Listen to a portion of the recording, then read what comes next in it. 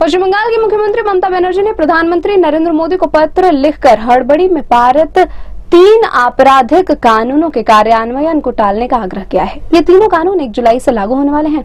ममता ने कहा कि ऐसा करने से आपराधिक कानूनों की नए सिरे से संसदीय समीक्षा संभव हो जाएगी। टीएमसी सुप्रीमो ने प्रधानमंत्री मोदी को लिखे पत्र में तीनों कानूनों के आसन्न कार्यान्वयन को लेकर गंभीर चिंता जताई है। ये 3 नए कानून हैं: भारतीय न्याय संहिता, भारतीय नागरिक सुरक्षा संहिता और भारतीय साक्ष्य अधिनियम 2023। उन्होंने कहा ये तीनों विधेयक लोकसभा में ऐसे समय में पारित हुए हैं जब 146 सांसद सदन से निलंबित थे।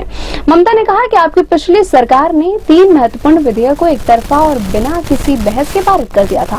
उस दिन लोकसभा के लगभग 100 सदस्यों को निलंबित कर दिया गया था और दोनों सदनों के कुल 146 सांसदों को संसद से बाहर निकाल दिया गया था।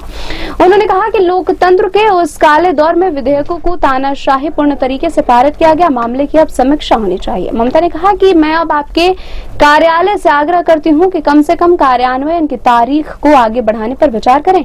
इसके 2 कारण हैं, नैतिक और व्यवहारिक। उन्होंने कहा कि इन महत्वपूर्ण विधायी बदलावों पर नए सिरे से विचार विमर्श होना चाहिए और जांच के लिए नव निर्वाचित संसद के समक्ष रखा जाना चाहिए।